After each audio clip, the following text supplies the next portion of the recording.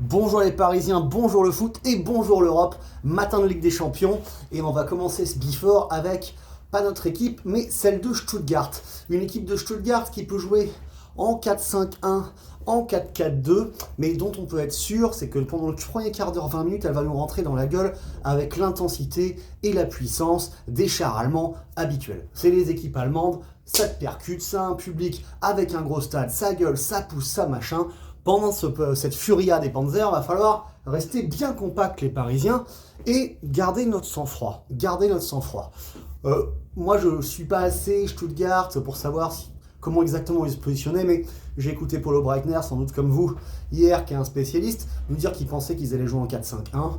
Je ne crois pas que ça change grand-chose. Ce qui va compter, c'est à nouveau le mental du guerrier, respecter l'adversaire, savoir que c'est pas facile d'aller gagner à Stuttgart, être concentré, appliqué et efficace. Voilà. Donc moi, je suis raisonnablement optimiste pour ce match parce que je pense qu'on a débloqué quelque chose dans notre tête avec ce match contre City. On s'est prouvé à nous-mêmes qu'on était capable. Je pense qu'on a une équipe de bons joueurs qui jouent bien au football, qui sont très motivés, qui sont jeunes, qui ont du cœur et du coffre.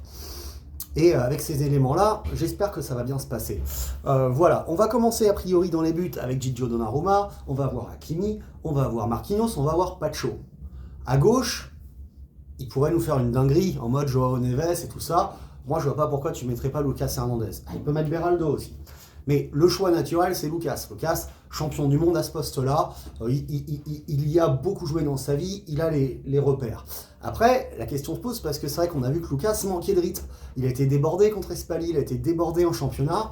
Mais bon, contre City, quand il rentre en fin de match de Ligue des Champions, il a tenu la baraque. Donc moi, je commencerai avec Lucas Hernandez. Quitte à ce qu'à la mi-temps, si tu vois que c'est compliqué, tu fais un changement plutôt que de commencer le match avec un Beraldo qui peut se faire enrhumer. J'ai plus confiance, peut-être à tort, en Lucas qui est un guerrier pour commencer et prendre l'impact. En plus, il connaît le championnat d'Allemagne. Bon, il a joué au Bayern pendant des années. Donc pour moi, c'est Lucas Hernandez, il n'y a pas de doute. Après, au milieu de terrain, bon, là, on a toujours le truc Fabian Ruiz ou pas, on sait tous qu'il ralentit le jeu, on sait tous qu'il aime bien parce qu'il apporte un peu d'équilibre, justement, en étant un peu lent, pour mettre un peu de contrôle, comme faisaient beaucoup les équipes italiennes des années 90, comme font parfois les équipes espagnoles. Bon, c'est un style de jeu.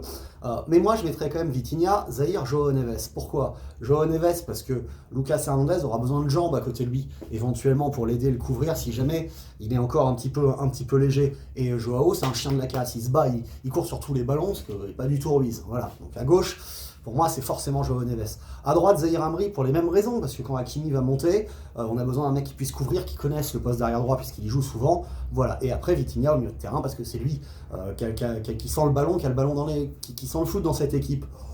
Il pourrait nous mettre une dinguerie en mettant Ruiz en 6, parce qu'il est plus grand par rapport au physique des Allemands.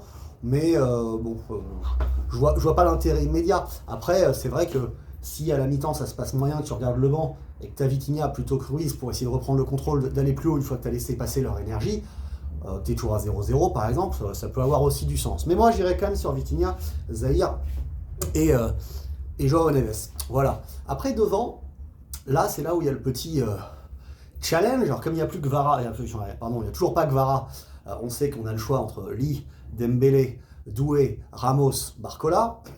Voilà, on n'a plus Colo. Barcola est en forme sur son côté gauche, il y a des grandes chances qu'il démarre. Et si tu vois un peu ces configurations de match-là, moi je préfère garder Ramos sur le banc pour effectivement, si tu dois marquer en fin de match, peser dans leur camp et essayer. Parce que tu vois, si à un moment, je sais pas pourquoi, t'es mené 1-0, les mecs ils vont quand même avoir tendance à t'attendre, essayer de te contrer. Toi, tu auras ton milieu de terrain avec Vitinha, tu essaieras d'écarter. Bon, vaut mieux avoir Ramos dans cette fin de match-là que l'avoir cramé au début du match. Donc je pense qu'on va plutôt jouer avec un faux neuf, évidemment, et dans ces cas-là, Dembélé, Doué ou Lee. Bon, moi, j'opte pour Doué ou Dembélé, évidemment. J'aime bien Dembélé sur le côté droit, pour les raisons déjà dit, je trouve qu'il est très à l'aise sur ce côté droit avec Hakimi, mais comme ce coach n'est pas un coach qui te dit toi t'es à gauche et tu bouges pas du match, et qui aime changer plusieurs fois dans le match, côté Dembélé, Doué, Barcola, ou Doué, Barcola, Dembélé, ou peu importe dans quel sens tu mets le puzzle, ça peut s'interchanger en fonction de comment tu observes le match, quel défenseur est à l'aise ou pas, ça va permuter. Donc ce trio-là me va bien. Après c'est pareil, si tu commences avec un Lee pour des questions tactiques de début de match, parce qu'il y en a un qui a moins les jambes, ou ce genre de choses-là, on sait qu'il sert à rien, Lee. On sait qu'il revient toujours sur son pied gauche. Bon, effectivement, lui aussi, je me dis, si on est mené à la fin, qu'il faut trouver des ballons dans la surface pour une tête de Ramos, Lee peut être utile à la fin. Au début, je vois pas trop, mais on sait jamais. Voilà, moi je pense que contre une équipe qui va essayer de nous sauter à la gorge, c'est bien d'avoir des flèches. Et donc j'irai sur Doué, Dembélé, Barcola, peu importe un peu comment tu les places. Donc les gars, dites-moi en commentaire ce que vous pensez de ma compo et si vous en avez une autre à suggérer. Est-ce que vous craignez un peu ces Allemands ou pas? Faut les respecter, faut les prendre très au sérieux.